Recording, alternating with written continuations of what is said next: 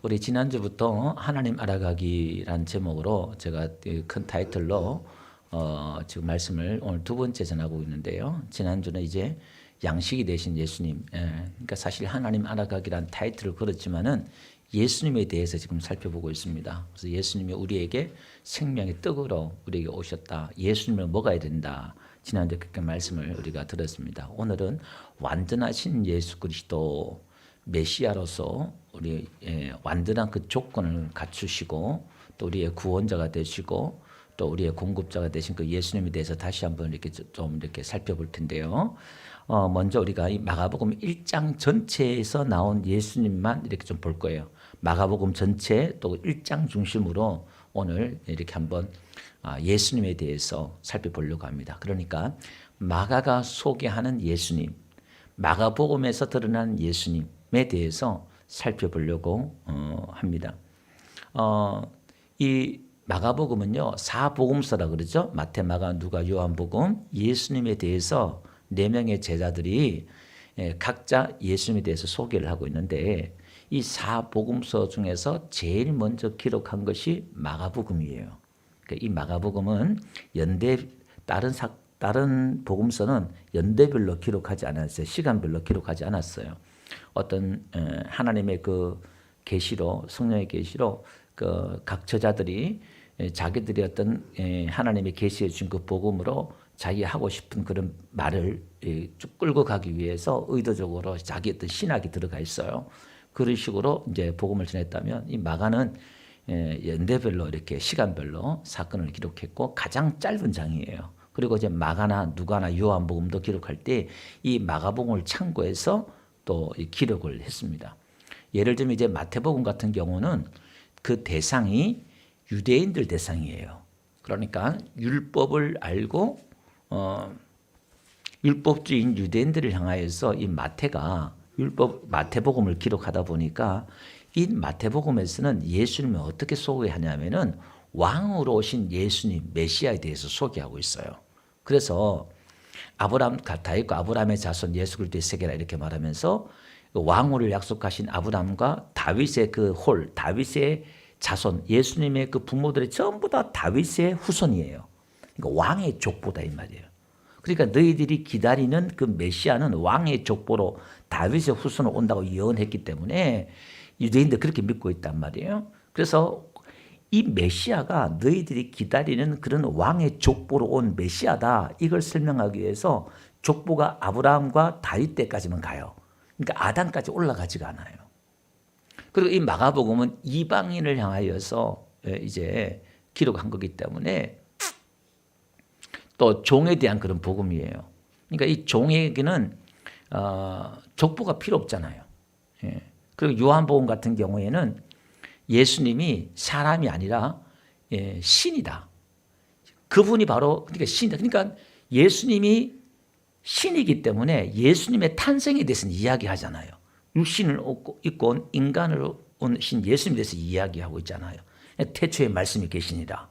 그 말씀이 하나님과 함께 있음에 그 말씀이 육신을 입고 오신 분이 메시아다. 이렇게 말하고 있단 말이에요. 그분이 신이야. 이렇게 말하고 있단 말이에요. 그 누가복음 같은 경우도 이제 누가복음이 이제 인자의 복음을 이야기하고 있고 마가복음은 종으로 온 예수님에 대해서 소개를 하고 있습니다. 이 마가복음은요, 마가가 누구냐면은 사실은 바울과 함께 전도 여행 갔다가 실패했어요. 사도행전 15장 37절 가보니까 이 마가 때문에 바나바와 바울이 싸워요. 바나바는 이제 마가랑 요한을 데리고 이제 선교 여행 가려고 하는데 또 이 바울은요, 38절에 보니까 서로 다투면서 보내면 38절 이렇게 말해요. 바울은 밤빌리아에서 자기를 떠나 함께 일하러 가지 아니한 자를 데리러 가는 것이 옳지 않다요. 그러니까 너무너무 힘드니까 마가가 중간에 그냥 가버렸어요. 그러니까 바울은 이 자격이 없다 이거는. 안 데려간다. 그렇게 하는 거예요. 그러니까 그것 때문에 이 바나바와 바울과 싸워서 서로 따로따로 선교를 가요. 근데 나중에 이 마가가 회개하고 하나님의 귀한 사역자가 돼요. 또 이 바울에게도 인정받아요. 그래서 디모데후서 4장 11절 가보니까 바울이 감옥에서 이제 뭐라고 말하냐면은 야 누가복음을 기록한 있죠? 의사 누가만 나와 함께 있다. 그러면서 네가 올 때 마가를 데리고 오라. 마가를 보고 싶어요. 다시 그 마가가 다시 회복하면서 귀한 사역을 감당했던 것 같아요. 그리고 이 마가가 또 나중에 마가복음도 기록해요. 그리고 이 마가복음의 이 대상자들은요, 믿지 않는 자들을 대상하고 있기 때문에 마태복음은 유대인들, 율법을 아는 유대인들을 대해서 하고 있기 때문에 율법에 대해서 막 이야기를 해요. 그런데 이 마가복음은 일체 율법에 대해서 그렇게 이야기를 하고 있지 않아요. 그런데 놀라운 것은요, 마태복음보다 마가복음의 기적이 훨씬 더 많이 나타나요. 훨씬 더 3배나 더 많이 기록되고 있어요. 그건 뒤에 가서 다시 한번 언급을 하도록 그렇게 하겠습니다. 자, 그래서 오늘 1절 한번 보니까요, 하나님의 아들 이렇게 나오죠. 예수님이 하나님의 아들인데 이 하나님의 아들이 이제 하나님의 아들로 소개하면서 마가복음 전체는 무엇으로 예수님의 사역을 어떻게 표현하냐면은 종의 사역, 섬기는 종의 사역으로 예수님의 사역을 표현하고 있다 이 말이에요. 그래서 우리는 예수님을 이해하는 데 있어서 지난주에 우리가 선한 목자, 예수님 우리의 목자가 되셔서 공급해 주시고 예수님을 어떻게 이해하느냐 이 말이에요. 오늘 하나님의 알아가기란 말은 예수님을 어떻게 이해하느냐, 다양한 예수님의 그 표현들을 대해서 우리가 그걸 이해를 해야 한다. 그래서 우리가 요한복음에서 7가지 있죠. 나는 선한 목자다, 나는 생명의 떡이다, 나는 부활이다, 나는 세상의 빛이다, 나는 진리다. 쭉 나는 예수님이 그렇게 말씀하신 것은 예수님에 대해서 그렇게 다양하게 우리가 이해를 하고 알아야 된다 그 말이에요. 그래서 오늘은 예수님에 대해서 우리가 이야기하는데 마태, 마가, 누가, 요한이 다 다르게 이해를 하고 있잖아요. 다 다르게 소개하고 있잖아요. 다른 예수님이 아니라 한 분이신 예수님인데 그분을 우리가 어떻게 이해하고 경험하고 배우느냐에 따라서 우리의 삶이, 우리의 신앙과 믿음이 더 풍성해지고 더 성숙해지고 그런다는 거예요. 그래서 오늘 하나님의 아들이면서 섬기러 오신 예수님에 대해서 말씀을 전할 겁니다. 여러분, 종에게는 권세도 없어요. 위엄도 없어요. 그러나 아들에게는 권세도 있고 위엄도 있잖아요. 오늘 여기 보니까 예수님은 여러분 종의 그 섬김에는 권세와 위엄이 없잖아요. 그런데 예수님은 하나님의 아들의 그 섬김에는 그 섬김 속에 위엄이 있고 권세가 있고 그런 거예요. 섬기는데, 종으로 섬기는데. 아이러니하죠? 오늘 우리도 섬김 속에서 하나님의 그 권위와 위엄이 나타날 줄 믿습니다. 예수님을 우리가 이렇게 이해를 해야 된다 이 말이에요. 뒤에 결론적인 말씀을 다시 한번 살펴보겠습니다만은 마가복음의 주제는 뭐냐면은 마가복음 10장 45절을 보니까 인자가 온 것은 섬김을 받으려 함이 아니라 도리어 섬기려 하고 자기 목숨을 많은 사람들의 대속물로 주려 함이라 이렇게 말해요. 그러니까 예수님이 이 땅에 온 것은 섬기러 왔다 이 말이에요. 마가복음의 주제예요. 종으로 오신 예수님이다 그 말입니다. 예. 세상 사람들은요 높은 데 올라가면 안 섬겨요. 또 세상 사람 낮아지잖아요. 낮은 데 처하면요 사람들이 자괴감에 빠지고 막 힘들어해요. 근데요 예수님은요 그분 높으시면서 또 낮은 자리에 내려오면서 그런 기쁘게 또 섬겼습니다. 예수님이 제자들의 발을 씻겨주셨잖아요. 근데 제자들은 예수님을 섬기는 기회를 잃어버렸어요. 예수님은 이 땅에 자기가 왜 오셨는지 그리고 이 땅에서 자기가 이제 떠날 것을 아셨잖아요. 그리고 제자들에게 친히 발을 씻어줘요. 중동 문화에는 손님들이 오면 제일 그 집에서 낮은 종이 발을 씻어줘요. 그러니까 제자들이요 서로 눈치 보면서 예수님 발을 안 씻고 있었거든요.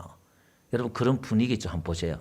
서로 예수님 발을 좀 씻겨 드리긴 드려야 되는데 12 제자들이 서로 제일 12 중에서 내가 작은 자다 스스로 자기가 그렇게 낮은 자리에 가야 되는데 그걸 못 가는 거야. 자존심이 있어가지고 서로 그러니까 분위기가 싸한 거예요. 그때 예수님이 수군의 허리를 들이시고 발을 씻으시는 거예요. 그러니까 베드로가 화들짝 놀랐지요. 예수님 이러시면 안 됩니다. 내 발을 씻어줬습니다. 그렇게 말을 하잖아요. 근데 예수님이 제자들의 발을 섬기는 거야. 친히 그 섬김의 모습을 보여준 거예요. 그 종의 자리, 가장 낮은 종의 자리에 내려오신 것을 보게 됐지요. 그 제자들은 그 기회를 잃어버렸습니다. 자, 그래서 성숙한 사람, 큰 사람, 성숙한 사람이 누군가를 섬길 수가 있어요. 내 자아에 성숙하지 못한 사람, 건강하지 못한 사람은 누구를 섬길 수 없어요. 왜? 자존심이 상하고 마음이 그래요. 그런데 내 마음이 건강하고 성숙한 사람은 누군가를 위해, 이웃을 위해서 봉사하고 섬기는 사역을 삽니다. 내 안에 사랑이 있고 내 자아가 건강한 사람은. 근데 내 자아가 건강하지 못한 사람들은 섬김 있을 수 없어요. 그 모든 게 다 자기를 위해서 살지 이웃을 위해 살지 않는다 이 말이에요. 그 예수님의 삶은 자신을 위한 삶이 아니라 우리들을 위한 삶을, 예수님의 그 생명을 우리에게 내놨잖아요. 그 기독교의 삶, 믿음의 삶이 어떤 것인가를 예수님께서 친히 보여주셨단 말이에요.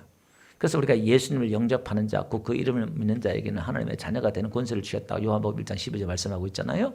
그러니까 우리가 예수님을 영접하면은 파이디온, 자녀, 어린 아이가 아니라 테크논, 큰 아들, 큰 자녀. 그러니까 우리가 예수님을 영접하면은 누구든지 섬기는 자가 되는 거예요. 믿지 않는 자를 섬기고 믿지 않는 가족을 섬기고 다 섬길 수가 있어요. 네. 근데 마가복음의 또 특징이 뭐냐면은 여기서 강조하고 있는 게 뭐냐면 이 많이 쓰는 단어가 있어요.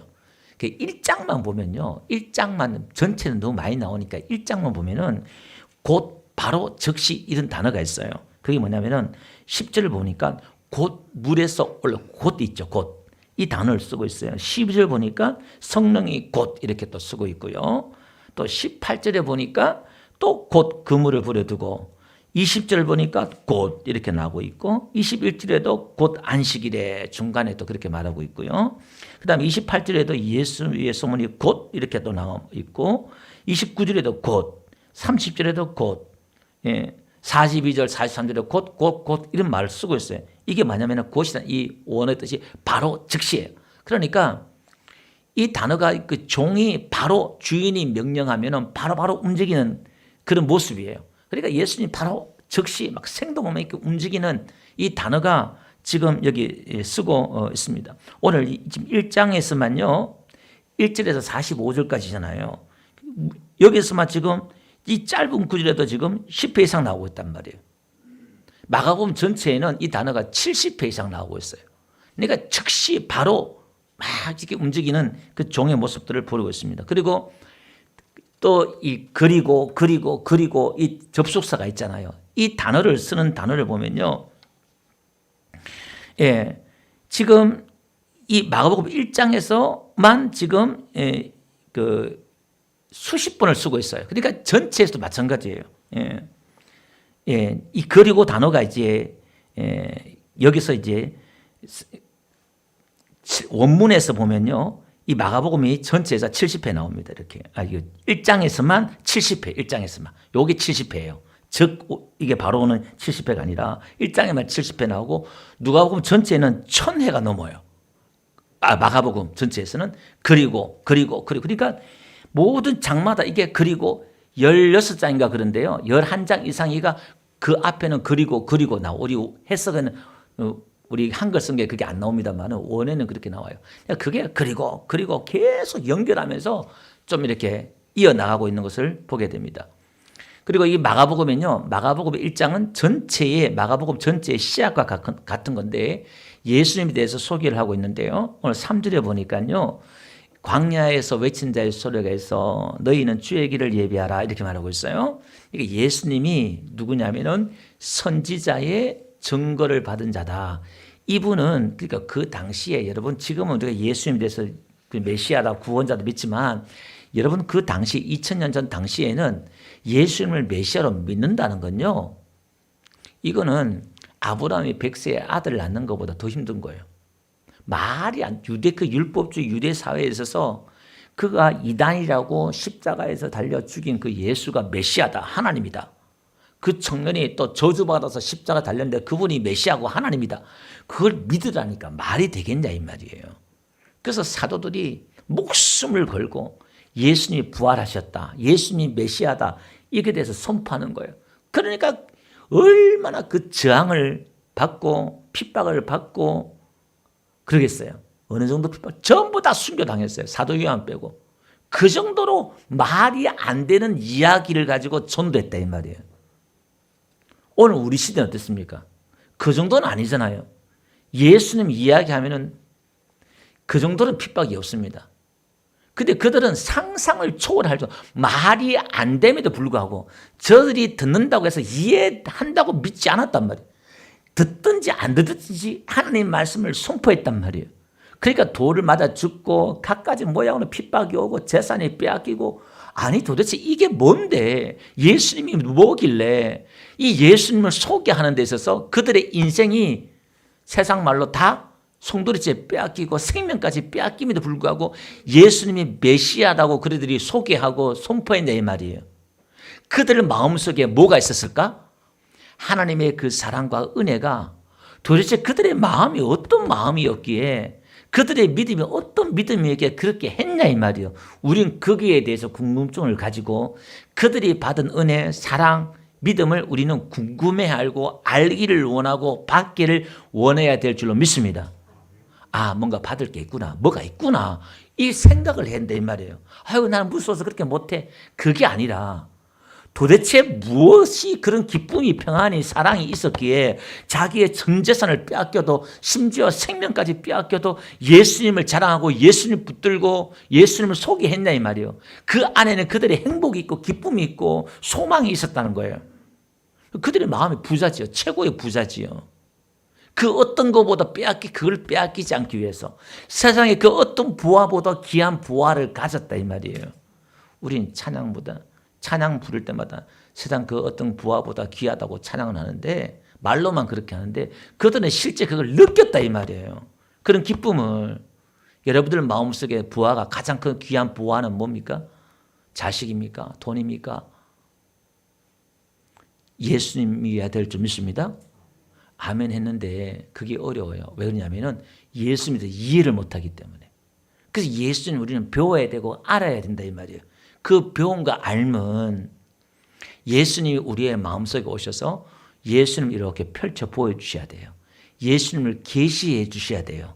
예수님을 이해할 수 있도록 지혜의 영이 와서 예수님이 어떤 의미고 예수님이 어떤 분이고 예수님의 그 십자가의 복음이 나에게 어떤 효과가 나타나는가를, 그걸 계속 깨닫고 이해해야 될 줄 믿습니다.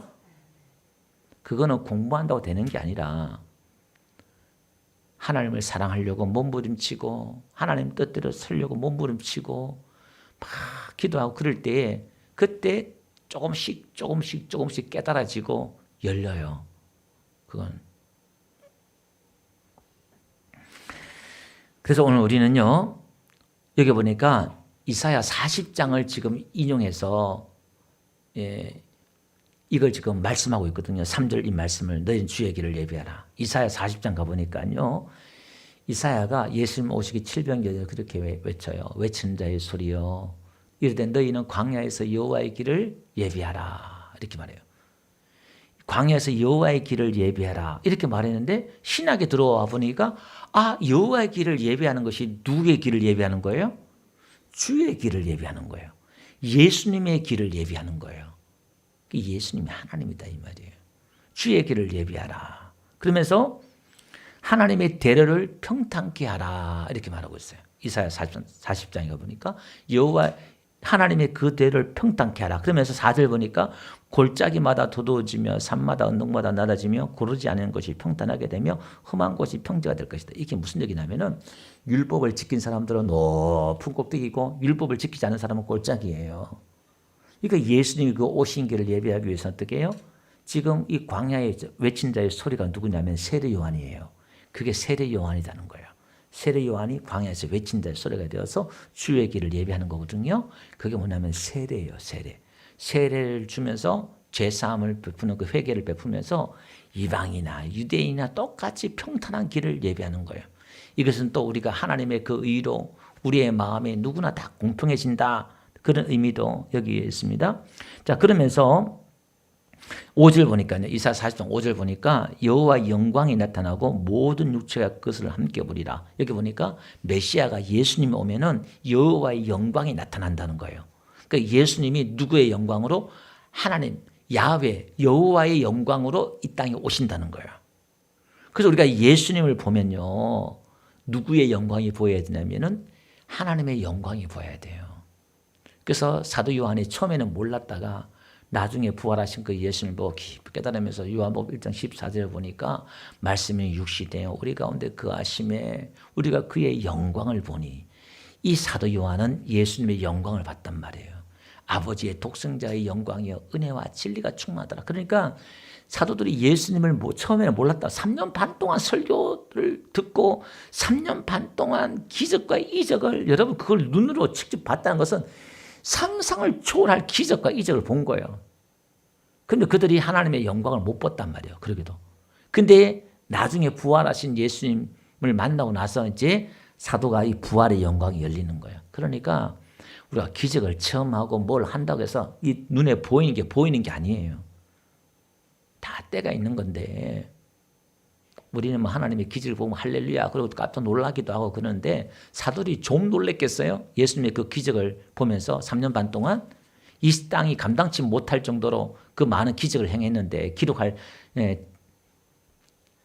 책을 두면 감당치 못할 정도로 많은 기적을 행했는데 좀 놀랬겠냐 이 말이에요. 그런데도 하나님의 영광을, 예수님의 그 영광을 몰랐단 말이에요.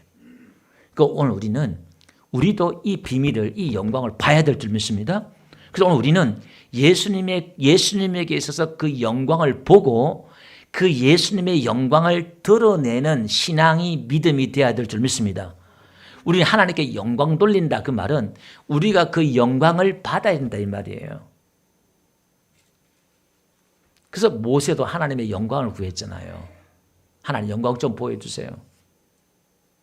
그래서 하나님이 뒷모습을 봤단 말이에요. 그러니까 우리는 영광을 받아야 돌리는 거예요. 받지 않고는 돌리는 게 아니다 이 말이에요.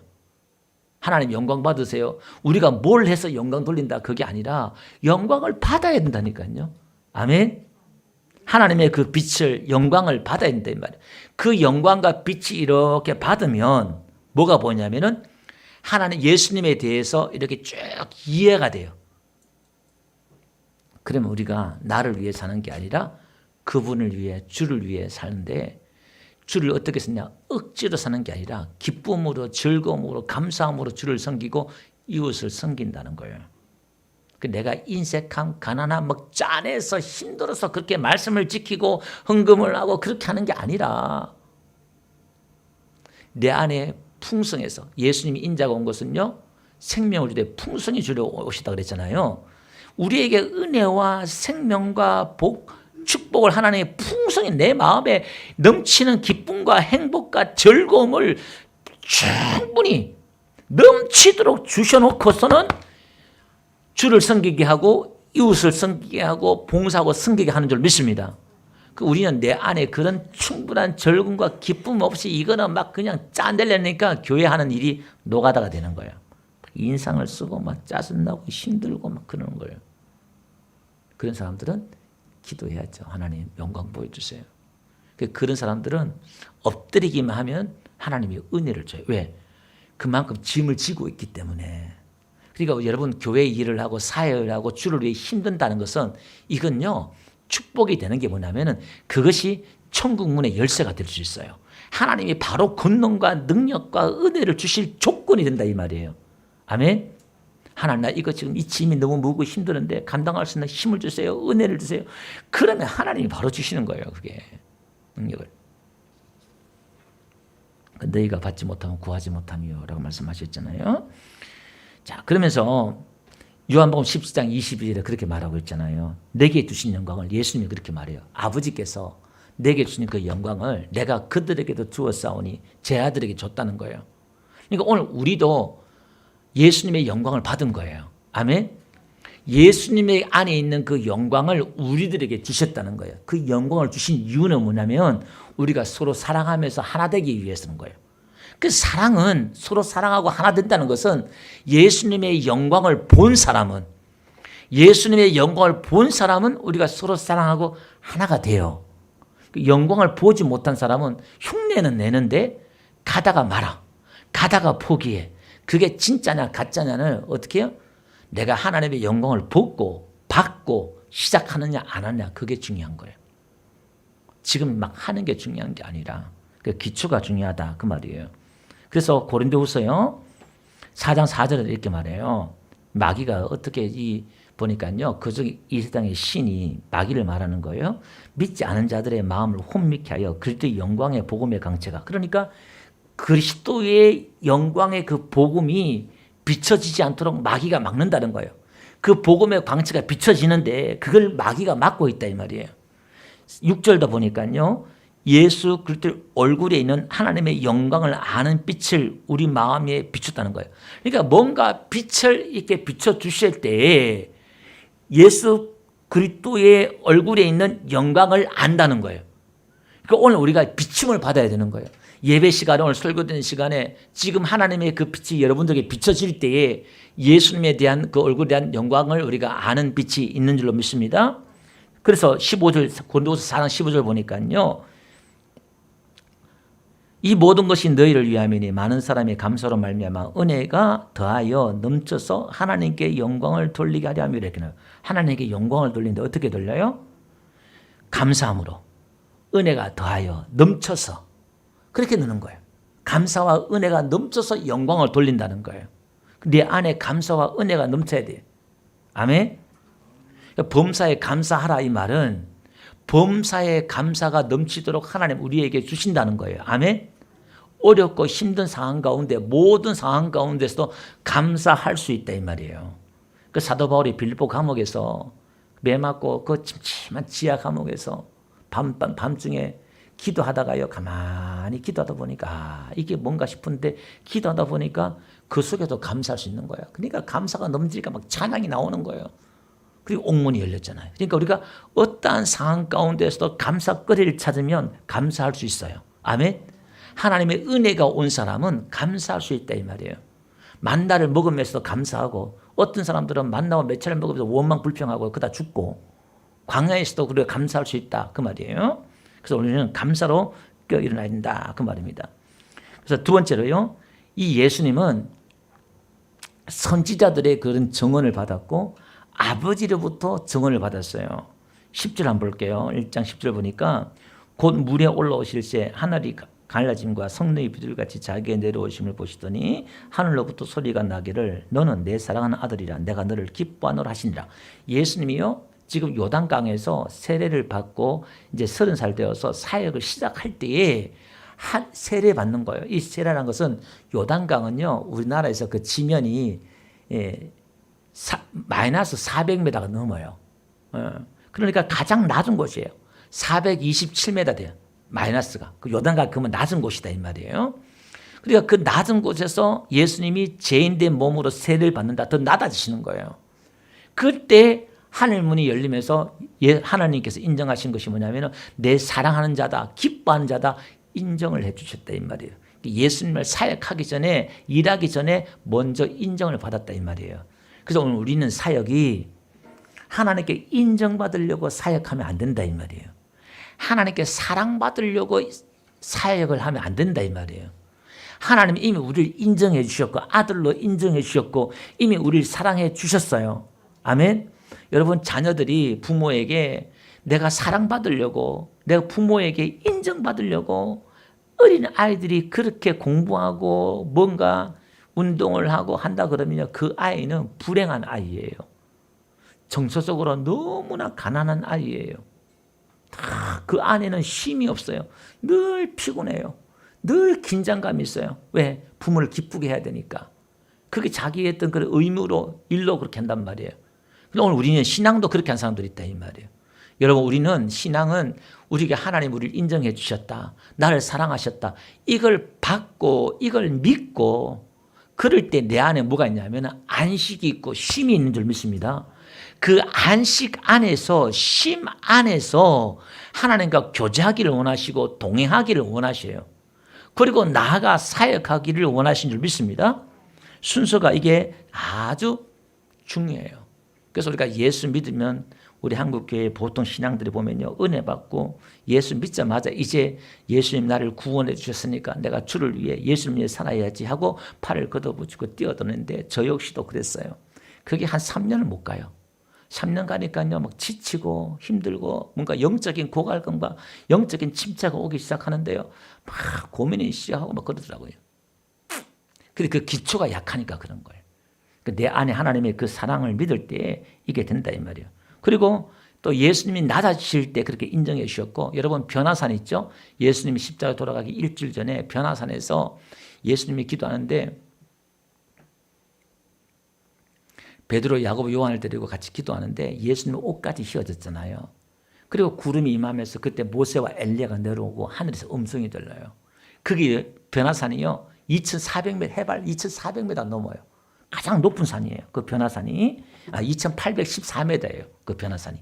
거기서 이제 하나님께서 뭐라고 말씀하시냐면은 마가복음 9장 7절에 가보니까요 이렇게 말해요. 마침 구름이 와서 그들을 덮으며 구름 속에 소리가 나되 이는 내 사랑하는 아들이니. 거기서도 내 사랑하는 아들이니. 처음도 그렇고 마지막도 그렇고 내 사랑하는 아들이니. 하나님이 그렇게 인정을 해줘요. 예. 그 다음에 마가복음 1장 10절을 보니까요 메시아가 성령의 기름을 부음을 받아요. 그 물에 올라오실 새 하늘이 갈라짐과 성령의 비둘기같이 자기에게 내려오심을 보시더니, 이 메시아가 기름 부은 자라는, 그리스도가 기름 부은 자라는 뜻이잖아요. 이 메시아가 기름을 부음을 받는데 여기 보니까요 하늘이 갈라져요. 원문에 보니까요 하늘이 예수님을 향하여서 하늘이 갈라지고 그리고 성령이 비둘기같이 자기에게 내려왔다 이렇게 말하고 있어요. 그러니까 예수님 있는 곳에 하늘이 갈라져요. 예수님의 이게 무슨 얘기냐면은 나다나엘이 왔을 때에 인자 위에 천사가 오르락내리락 한 것을 네가 보리라 그렇게 말씀하고 있잖아요. 그게 보니까 야곱이 베델에서 그가 가장 인생이 어려울 때 돌베개가 누웠을 때 꿈에 천사가 사닥다리를 오르락 내리락 하잖아요. 그 하늘문이 열린 거예요.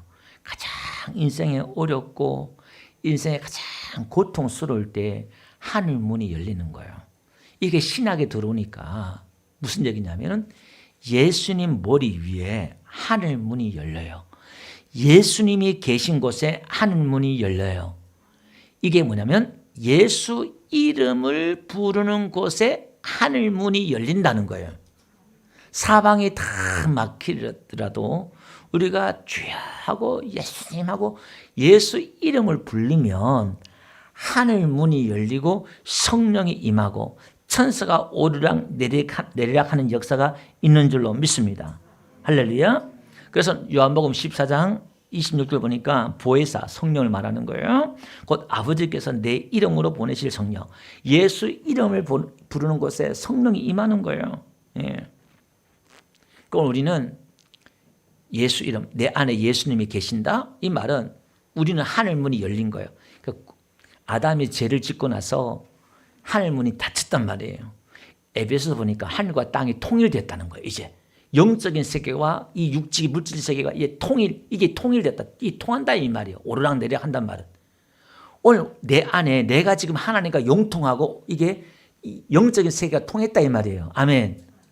신령한 목사님만 통하는 게 아니라 신령한 무당만 신통한 게 아니라 여러분들이 신통한테 한단 말이에요. 예수 믿으면 우리는 모두 다 신통인 줄 믿습니다. 여러분 신통해야 인통하고 인통해야 만사형통하는 거예요. 예, 우리 그 교수님이 있었는데 그분이 자주 쓰는 단어예요. 예, 신통이 인통, 신통이고 신통해야 인통하고 인통해야 만사형통한다. 좀 성경적인 것 같아요. 하나님과 우리가 통해야 사랑과 또 통하고 사랑과 통해야 또 만사가 또 통하는 거예요. 이게 저와 여러분들이 신통한 자인 줄 믿습니다. 믿어주세요. 예, 여러분은 신통한 사람이에요. 어디 신통한 사람 안 찾아가도 여러분들이 이제 예수 이름 부르고 기도하면 하늘 문이 열리고 천사가 오르락내리락 한다니까요. 어떻게 오르락? 여러분의 기도를 가지고 오르락내리락 한다니까요. 어린아이 하나도 없음 여기지 말라. 예수님 그랬잖아요. 왜? 그의 천사가 날마다 하나님 얼굴을 뵌대요. 날마다 천사가 오르락 한다는 거예요. 아멘. 아멘. 아멘. 우리가 영적인 이야기 속에서 좀 뭔가 우리가 확신을 가지고 이 영적 의식을 깨워야 되거든요. 예. 그래서 우리가 예수 이름을 존귀하고 예수 이름을 부르고 예수 이름을 존귀케 할 때에 하늘문이 또 활짝 열리는 거예요. 그러니까 여러분 예수 이름을 어떻게 존귀하게 할까요? 우리가 하나님의 예수님의 그 계명을 지키고 우리가 이웃을 내 몸같이 사랑하고 형제를 사랑하면요 예수 이름을 존귀케 하는 거예요. 우리가 사랑하고 용서하고 예수님의 그 삶을, 예수님의 그 복음적인 삶을 살면 예수 이름을 존귀케 하는 거예요. 예수님 때문에 참고, 예수님 때문에, 예수 이름 때문에, 예수 이름 때문에 내가 참고 인내하고 고난받고 핍박받고 예수 이름으로 우리가 뭘 하든 그러면 하늘 문이 다 열리고 역사가 일어날 줄로 믿습니다. 그래서 왕상 9장 3절에 솔로몬이 성전을 짓고도요, 하나님이 그렇게 뭐라고 말씀하시냐면은 9장 3절 보니까 솔로몬 앞에 그렇게 내 기도와 내 간구함을 내가 다 들었다 그렇게 말하는 거예요. 그러면서 이 성전에다가 내 이름을 영원히 그곳에 두겠다는 거예요. 그러니까 성전에 하늘문이 열리는 거예요. 성전에 구름 기둥이 성전에 임했잖아요. 구약에. 이게 신약에 들어오면 누구라고요? 그 성전이 예수님이 성전에 요한복음 1장에 보니까 그가 우리 가운데 거하심에, 그 거하심이 텐트예요. 성막이에요. 예수님이 성전이다 이 말이에요. 그 예수님이 어디 들어왔어요? 내 안에 들어왔다 이 말이에요. 그러니까 오늘 교회란 건 내가, 저와 여러분들이 교회인데 우리가 지금 하늘문이 열리는 거예요. 교회가 하늘문이 열리는 거예요. 우리가 모일 때 하늘문이 열리는 거예요. 두세 사람이 내 이름을 모인 곳에 내가 그들과 함께한다 이렇게 말씀했잖아요. 우리 모일 때 하늘문이 열리는 거예요. 아멘. 그래서 예배가 중요하고 성도들의 모임이 중요한 거예요. 지금 하늘문이 열린다니까요. 여러분, 하늘문이 열린다는 게 뭔 뜻이에요? 하늘에 각양 좋은 것들이 내려온다는 거예요. 은사가 내려오고 하나님의 복이 내려오고 천사가 내려오고 빛이 내려오고 온갖 좋은 것들이. 그래서 너희는 위의 것을 잡고 위의 것을 구하라는 거예요. 노아 방주가 창문에 위에만 있었던 것처럼. 할렐루야. 오늘 이 예배가 그런 신비한 일들이 일어나는 시간이 이 짧은 한 시간에 이루어진다는 거예요. 그럼 우리 예배에서 우리가 사모함과 기대와 소망을 가지고 이 예배를 드려야 될 줄 믿습니다. 예, 정신 좀 차리고, 예, 의식을 우리가 깨워야 돼요. 그리고 근데 좀 이상한 건요, 12절 보니까 내 사랑하는 자, 내 기뻐하는 자다 그러놓고서는요, 예수님을 광야로 몰아가요. 광야로 몰아가면서 마귀에게 시험을 당해요. 아니, 사랑하는 자, 기뻐하는 자라는 그 왜 광야로 보내시냐 이 말이에요. 여러분, 오늘 우리가 신앙생활 하면서 광야가 있다는 것은 하나님 나를 아들로 또 나를 사랑하는 증거로 받아들이시기 바랍니다. 나에게 있어서 광야와 같은 삶, 인생에 있다는 것은요, 하나님의 축복이에요. 왜냐하면 이 광야를 통해서 하나님을 만나게 하고 우리의 믿음을 더 돈독하게 하고 우리에게 복을 주시기 위해서 그런 거예요. 광야의 길을 걷게 한 것은 너희를 낮추시고 너희가 마음을 하나님 테스트하고 우리에게 복을 주려고 그러는 거예요. 이게. 그러니까 성경에 나오는 모든 믿음의 사람들은 전부 다 광야로 다 들어갔어요. 다 광야로 들어갔어요. 여러분, 그 광야에 들어갈 때 헷갈리시면 안 돼요. 하나님 나를 부르셨나? 하나님 나를 사랑하지 않나? 이러시면 안 돼요. 여러분, 인생에 큰 어려움 당해보세요. 하나님이 나를 또 치셨네? 이분을 하나님을 오해하기 시작해요. 여러분, 설령 여러분들이 죄를 짓고 잘못을 해서 징계를 받고 매를 맞더라도 하나님 나 싫어하시나? 이렇게 생각하지 마세요. 사랑하니까 징계하는 거예요. 아멘? 아, 이분이 나를 사랑한다. 이 사랑에 대해서 확신을 가지셔야 돼. 여러분들이 뭘 해서 사랑한 거 아니다 이 말이에요. 지난 시간 말씀했잖아요. 우리가 죄인 되었을 때 그가 먼저 우리를 사랑했단 말은 뭐라고요? 원수 되었을 때, 하나님에 대해 관심도 없을 때 사랑했다는 거예요, 먼저. 그리고 우리를 이 자리에 뒀단 말이에요. 이 빛 안에, 예수님 안에. 여기서 오해하지 마세요. 예수 믿기 전에 더 나쁜 놈이었고 나쁜 여의 니언이었으니까 착각하지 말아요. 여러분들이 하나님 앞에 대단한 사람 아니었다니까요. 이게 주제 파악을 해요. 주제 파악을. 나를, 하나님의 그 사랑을 우리가 확증했대잖아요. 원수될 때 우리를 위해 죽으심으로 하나님의 그 사랑을 확증했대요. 근데 우리는 그 확증 안 믿어. 또 확증 보여주세요. 내 사랑하는 거. 십자가에서 나를 사랑했다는 확증해 주시는데, 그러니까 예수 하나님 마음을 더 찢어지게 만든다는 거예요. 이해를 못하니까. 그리고 사단에게 시험을 받아요. 왜 시험을 받아요? 아담이 시험을 당해서 죄를 짓고 넘어갔잖아요. 그 시험을 다시 회복시키는 거예요. 그래서 히브리서 2장 18절 보니까 그가 시험을 받아 고난을 당하신 즉 시험을 받는 자들을 능히 도울 수 있느니라. 그러니까 우리를 도울 수 있는 거예요. 예수님도 그 시험을 당했으니까. 그 공의의 하나님께서 이렇게 또 하는 거예요. 그리고 우리가 또 시험을 당했지만 이제는 감당할 시험밖에 안 주신다는 거예요. 아담처럼 감당 못할 시험이 아니라 감당할 시험만 주신다는 거예요. 그러니까 고린도전서 10장 13절에 말씀하고 있는 내용이잖아요. 이게 그 다음에 들짐승과 또 함께해요. 오늘 이 본문 보니까 1장에 보니까 그 광야에 가서 시험 받는데 들짐승과 함께하는 거예요. 여러분, 내가 광야로 들어갈 때는요, 하나님께 때로는 들짐승과 같은 인간들과 함께 또 살게 할 때도 있어요. 쓰레기 같은 인간, 이리떼 같은 인간, 전부 다 피 빨아먹고 그냥 다 잡아먹으려는 그 들짐승 같은 인간들 속에 내가 살 때가 있어요. 그게 이제 다윗도 그랬고 요셉도 그랬고 전부 다 뜯어먹고 죽이려고 그러고, 자기가 잘못한 것도 없는데 사울이 다윗을 죽이려고 그러고, 요셉 같은 경우는 모함을 하고 죄를 덮어서 감옥도 보내고, 이런 들짐승 같은 인간들과 같이 살게 하는 거예요. 근데 그들 속에서도요, 그 어려움 속에서도 그 들짐승들에게 물려 죽지 않고 하나님이 그들을 보호해 주셔서 무엇을 보호했을까요? 다윗의 영혼과 요셉의 그 영혼을 지켜줬단 말이에요. 그 마음속에 그것을 이길 수 있는 기쁨과 즐거움을 주신 줄 믿습니다. 하나님에 대한 더 깊은 이해가 생겨버렸어요. 하나님에 대한 그 경륜에 대한 통찰력이 더 생겨버렸어요. 만약에 원망하고 불평했다면, 감사하지 않았다면 이게 뭔가 하고 팔자 타고 운명 탓하고 그냥 했다면 그 끝났을 거예요. 근데 하나님에 대한 이해와 그 감사함으로 그게 있으니까 들에서도 쫓겨다니면서도 감옥에 있으면서도 더 부지런하게 일하게 되고, 감옥의 죄수도 또 섬기는 거예요. 다른 죄수를 요셉이 섬기잖아요. 그러니까 총리가 되는 거예요. 우리는 총리만 된 것만 생각하는데 요셉 안에 있는 그 비밀을, 은혜를 우리가 받아야 될 줄 믿습니다. 그거 받으면 우리도 그렇게 된다는 거예요. 이렇게. 그러면서 이제 봅시다. 그냥 들짐승이 물리지 않았다는 거예요. 또 오늘 또 보니까 천사들의 섬김을 받아요. 광야에 갔지만 들짐승들과 함께 있지만 천사들이 수종을 들어요. 천사들이 지켜요.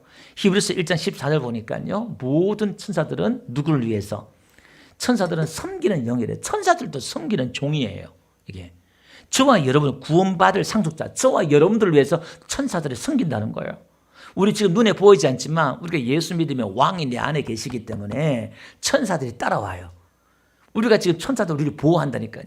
아멘. 예. 그 우리는 천사가요, 신약 시대 때는 이 천사들이 보고 나타나고 했기 때문에 천사 앞에서도 그들이 막 엎드려지고 꼬꾸라지고 힘이 쫙 빠지고 거대한 천사들 앞에 너무나 그 영광이 휘황찬란하니까 천사 숭배하는 사상도 있었어요. 초대교회에는 이 천사. 근데 예수님의 그 천사보다 더 뛰어나다 그러면서 예수님 대해서 히브리서 이야기하면서, 그런데 그 영광스럽고 그 어마무시한 그 천사도 우리를 부러워하고 우리를 섬긴다니까요. 그들은 하나님의 아들이 될 수 없지만 우리는 상속받는 하나님의 아들, 자녀가 된다 이 말이에요. 아멘.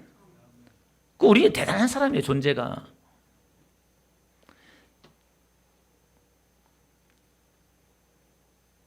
마가복음 1장 33절 보니까요, 온 동네가 그 문 앞에 모였더라. 34절, 예수께서 각종 병이 든 많은 사람을 고치시며 많은 귀신을 내쫓으시되 귀신이 자기를 알므로 그 말하는 것을 허락지 아니하신지라. 그러니까 귀신들도 예수님 대해서 알아요. 그러니까 복음서 전체 보면 여러분 보세요. 들짐승도 메시아를 알아요. 짐승들도, 귀신도 알아요. 심지어 폭풍도 알고 물고기도 알아요. 와서 물고기 동전을 토내잖아요. 그 말씀을 듣고. 자연 모든 만물들이 메시아를 알아요. 근데 유독 인간들만, 사람이 아니라 인간들만 예수님을 몰라요. 예. 사람들만 모른다 이 말입니다. 자, 말씀을 정리할게요. 마가복음의 주제는 뭐라고요? 마가복음 10장에 말씀했던 것처럼 인자가 온 것은 성경을 받으려는 것이 아니라 섬기러 오셨다, 이렇게 말하고 있어요. 여러분, 성경 전체를 한번 보세요. 창조도 첫날부터 유월 때까지 하나님이 막 창조하잖아요. 하나님이 계획하시고 하나님이 그걸 작업하시고 좋았더라 말씀하시면서 그걸 다 누굴 위해? 인간에게 다 줘요. 그걸 다 위임을 해요. 네가 다 다스려라. 그리고 하나님의 그 정권을 사람에게 다 줘요. 그리고 하나님이 그 즐거워하는 그 기쁨을 사람도 누리기를 원하셨어요. 너도 다스리면서 너도 일하면서 내 기쁨, 내 즐거움 너도 느껴봐, 누려봐. 그리고 하나님의 그 사역을 아담에게, 사람에게 줬단 말이에요. 그리고 안식도 주셨어요. 얼마나 행복해. 근데 그 그림을 보면 하나님이 먼저 일하셔요. 그 일.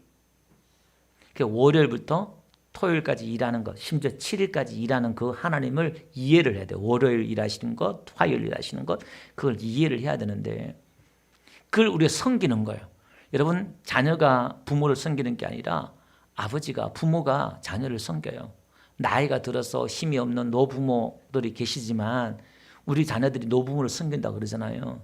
그래서 제가 이렇게 한 주간도 저도 이렇게 어머니하고 또 통화를 하면서 느낀 게 뭐냐면은, 이게요, 자녀들이 부모를 섬긴다고 하지만은 사실 죽을 때까지 부모는 자식을 섬겨요.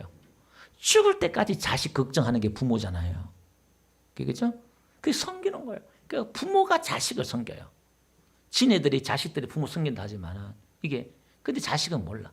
근데 여러분, 그걸 신앙으로 이렇게 하면, 그러니까 우리가 이 자연 계시를 통해서 하나님을 알 수 있도록 만들었다니까요. 이렇게요. 지혜가 오면 하나님 이렇게 이해가 된다니까요.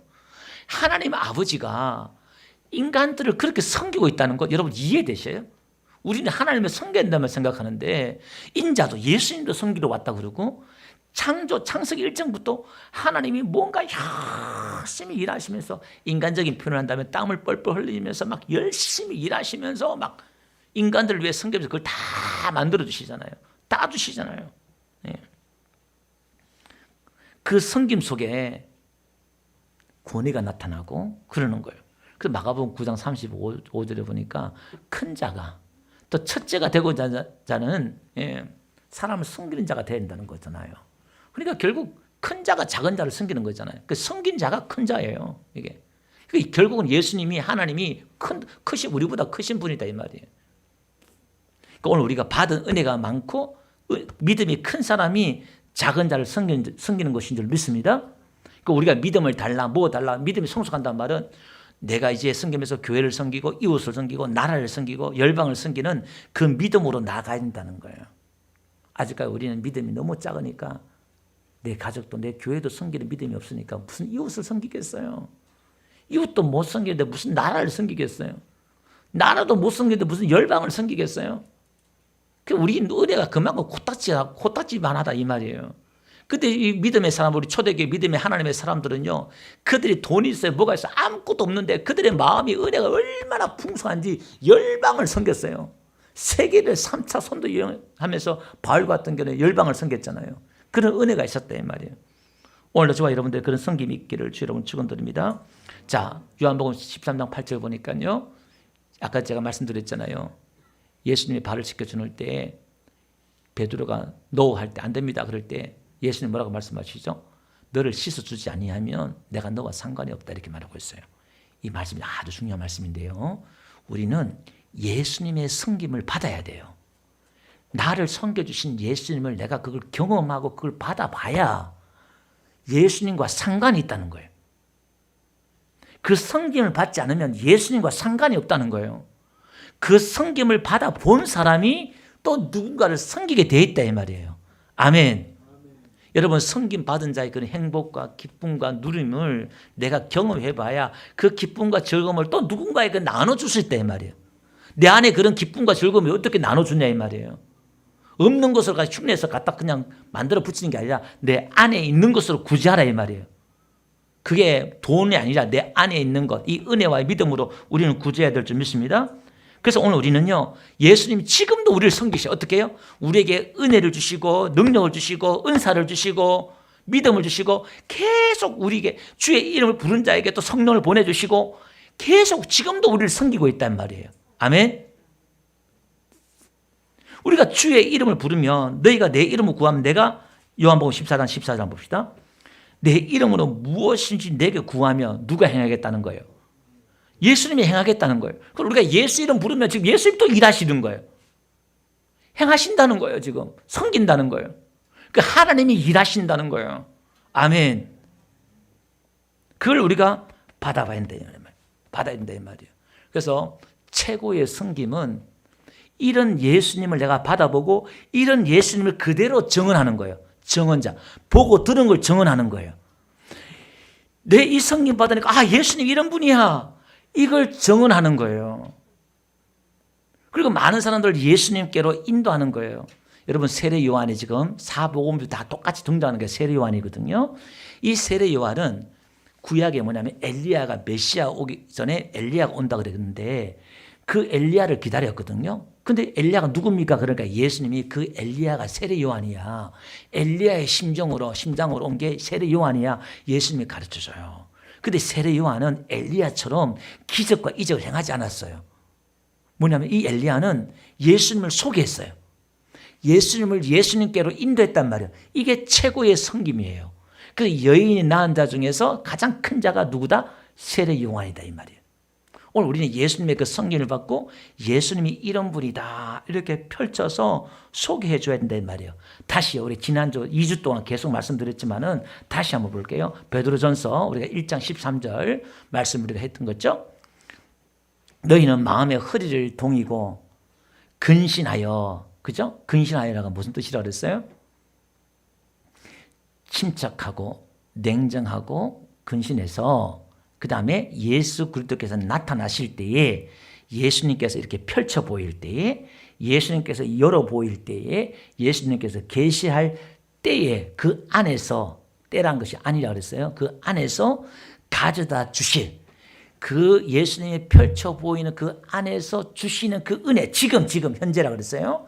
그 은혜를 이해하고 깨달은 만큼 그 은혜를 온전히 바랄지 온전히 기대해라 이런 말이에요. 그러니까 오늘 우리가 예수님에 대해서 이걸 이해하고 깨달을 때 우리에게 뭐가 풍성해진다? 삶이 풍성해져요. 이게 적용하며 이제 물질이든 건강이든 모든 것 문제에 있어서 우리가 왜 도둑질 당하고 궁핍하고 가난하냐 이 말이에요. 예수님에 대한 이해가 좁으니까 내 인생이 궁핍해지고 힘든 거예요. 예수님 알면 내 안에 생명이 풍성하단 말은 이 생명이 풍성하다 활력이 넘치고 기쁨이 넘치고 은혜가 넘치고 생명이 넘치니까 이 생명을 막 나눠주는 거야.